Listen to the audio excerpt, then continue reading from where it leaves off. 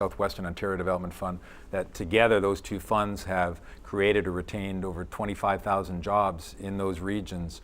Those were funds that the Progressive Conservative Party voted against creating. We also, just last month, we created 13,000 manufacturing jobs. Those jobs are coming back. In the auto sector, which directly employs about 100,000 people, but indirectly, when you look at those who support it or earn their livings as a result the parts industry, the whole thing. It's about 500,000 Ontarians and their families that depend on the auto sector. Tim Hudak would have walked away from that sector in 2008 when we provided support to them but also, as we saw with Chrysler, he decided that he called Chrysler an extortionist and holding Ontario for ransom. We believe in working with the auto sector to strengthen it. We think those jobs are important. They're important to contribute to the economy. And so we need to continue to find ways, and I think high tech is another way which actually influences all of the sectors, manufacturing and life sciences, agriculture, mining, forestry.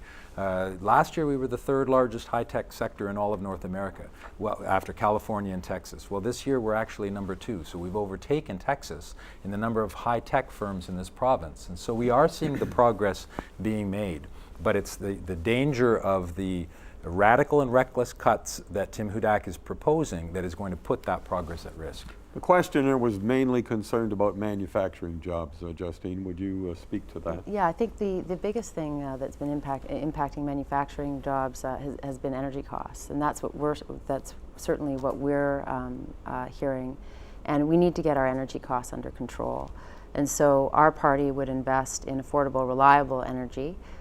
We would invest in nuclear, hydro, and natural gas, and we would import hydro from Quebec as required to make sure that we can have the energy that we need when we need it and at prices that are affordable.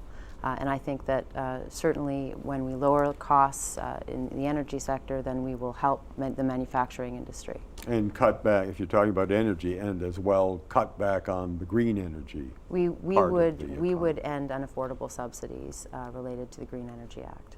All right. Some reaction that strikes to my core, right? The Green Party agrees with buying low-cost hydro from Quebec, and in return, we'd cancel the refurbishment of the nuclear power stations, and we'd use that $4 billion in savings to reinvest in conservation and give up to $4,000 a year grants to people to green their houses. So to make your house more energy efficient, which will save you energy money. And then, of course, you use less energy, energy starts to cost less, right? So it's a smart way of reducing energy costs rather than just slashing green innovation. And in terms of manufacturing, it's billions of dollars, the green energy industry right now, right? So if you start investing in green energy and paying people to use these technologies like solar panels or whatever, we're going to be able to build that economy. So it's about what kind of manufacturing jobs do you want, right? So let's get these smart jobs. We can become a green tech leader. That's the growing industry, right? We don't want to be behind just building old technology. All right, back to you on that, some of these additional issues we've raised. And I agree with Josh that we are a green tech leader and a clean tech leader as well. We have about 40,000 people that work in renewable energy in the province, specifically in solar and wind. The premise of the Green Energy Act was to kickstart that industry. The PC plan to cancel that program, economists estimate that by breaking those contracts, it will cost the Treasury, it will cost the taxpayers of Ontario approximately $20 billion to break those contracts. Just let me finish. The PCs are also going to, which is important to consumers, is they're going to cancel the 10% clean energy benefit, so your electricity will immediately cost 10% more, not just for businesses, but for households as well.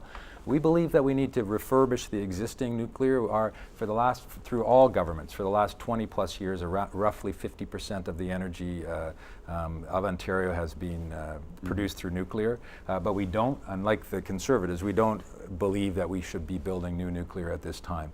And then the important thing, this maybe is even the most important statistic in terms of energy prices as well. Solar and wind and the development over the last number of years contribute to about 7% of the total electricity cost that people are paying. So it's still so that advancement that we've seen in clean energy and green tech and the jobs that have come with it and the cleaner air, and just 2 months ago we actually stopped using coal to generate electricity. I know, Josh, you would support that as well. Absolutely. The single largest climate change initiative in North America. So we no longer use coal to generate electricity. Yeah, but and windmills don't replace coal, do they? Not directly. Well, they do. They do. So as we brought coal down, and in fact coal doubled under the PCs, the use of coal for generating electricity under Mike Harris. So as we've phased that out, we've phased in our renewables. The nuclear has gone up a tiny bit more, but with, Josh, you may know the percentage, but wind and solar have been able to step in and pick up what we lost from coal. Justine, your thoughts on some of this? Yeah, I think the issue with first of all, we wouldn't cancel contracts. We've been very clear on that. It's not something we believe in. So we wouldn't be canceling any The of existing wind turbines would stay and live out their contracts? Is that what you're And saying? any procurement that's been initiated but hasn't actually ended Anything in the in the contract, pipeline? we would not move forward. All right. Okay. Is that it? Okay.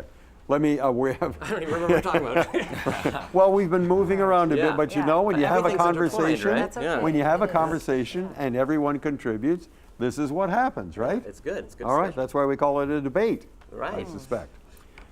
Made in Ontario pension plan was in the budget. It's in the Liberal platform. Let me come to you, Josh Rackless, and ask you how you feel about that. How does your party feel about that? I don't believe we have a specific opinion on that. It's not in our main. Well, then I'll ask you.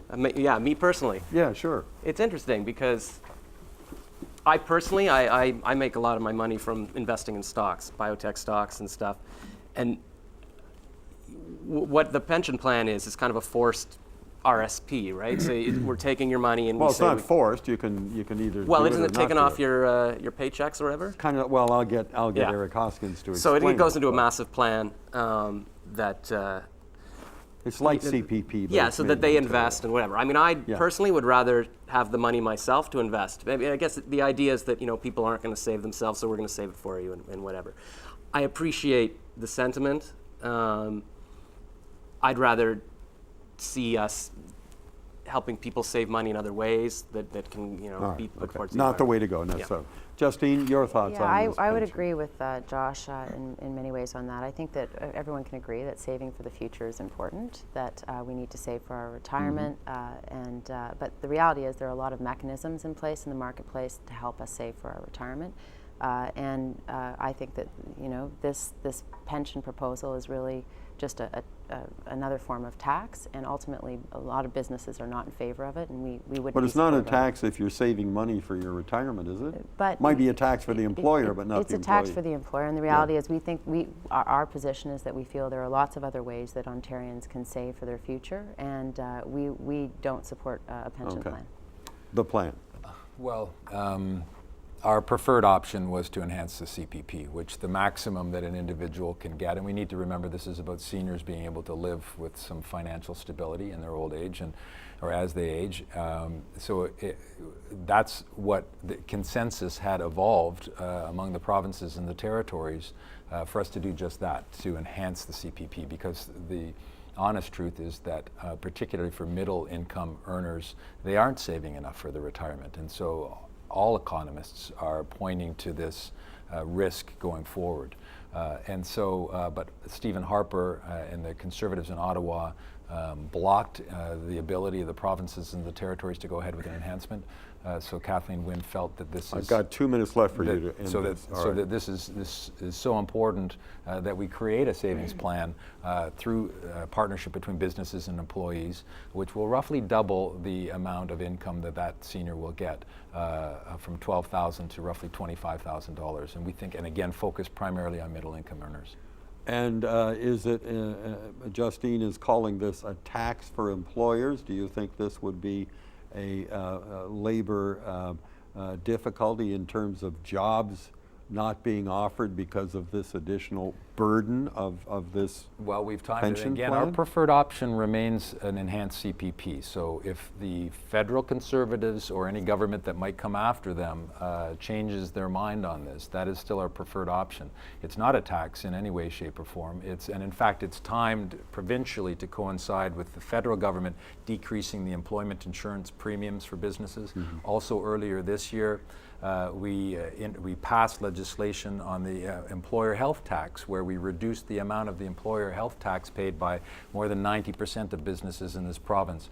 We have, for small businesses, a couple of years ago, decreased the small business tax from 5.5 to 4.5%. So we've been making changes that we believe will allow businesses to absorb this cost. to take on this additional cost because of what happened before. Because it's balanced to be a 50-50 contribution by the employer and the employee. Okay. But it's important. It's important for our seniors going forward to have that financial security. I think a lot of people, like the idea of it, but they're just afraid, okay, we're giving more money to the government to manage. Are they going to mismanage it? Which is why it's important to have a green voice at Queen's Park to say, we'll just see, what are you doing with that exactly? It would be independently managed. Yeah. All right. With that, we have finished our hour, all except for the 30-second thoughts on wrapping up the conversation for today. Josh Rackless, I'll come to you first. Well, I guess the main thing I'd like to say to the riding of St. Paul is that all the calls I've had and all the people I've talked to in the street, everybody has said, everybody I've talked to has actually said, I'll vote for you, and I have voted for you. These are the things they're saying. And I know everybody's concern is, well, is it a wasted vote? I'm afraid of the Conservatives, but I'd like to vote Green, and I just want to say to you that everybody I've talked to, they said they are voting Green, so if everybody watching this votes Green as well, you can make a big difference, or you can at least, even if I don't win, you can sort of put the Liberals on notice that, hey, people are concerned about what they're doing, and that we appreciate green values. Thank you very much. Justine Deluce, your final thoughts, please. This is the moment of truth. We can choose progress or decline. We have a clear choice, a choice between a bright future and getting Ontarians back to work, or more scandals, mismanagement, and reckless spending. It's clear that the Liberal Party has no vision for our province. Only the PC Party has a plan to create jobs and get Ontario back on track. I ask you for your support in helping me bring much-needed change to Queen's Park. All right, thank you. Eric Hoskins, your final thoughts. Well, I want to thank my fellow candidates for a lively and interesting debate, and thank you as well for getting us through it and on time. But most importantly, I want to thank the people of St. Paul's who are watching this debate tonight. And on June 12th, you have an important decision to make. And all I can say is that my commitment to you, I've been honored to represent the riding of St. Paul since 2009. My commitment to you is to continue to use my experience and the best of my ability to work hard for you and to do that with integrity. Thank you. All right. Thank you all very much for coming in, taking time out from your busy campaigning to come in and talk about some of these issues. This is the end of this hour of the local campaign. There will be more as the campaign continues right here in Ontario. We'll see you soon. Bye for now.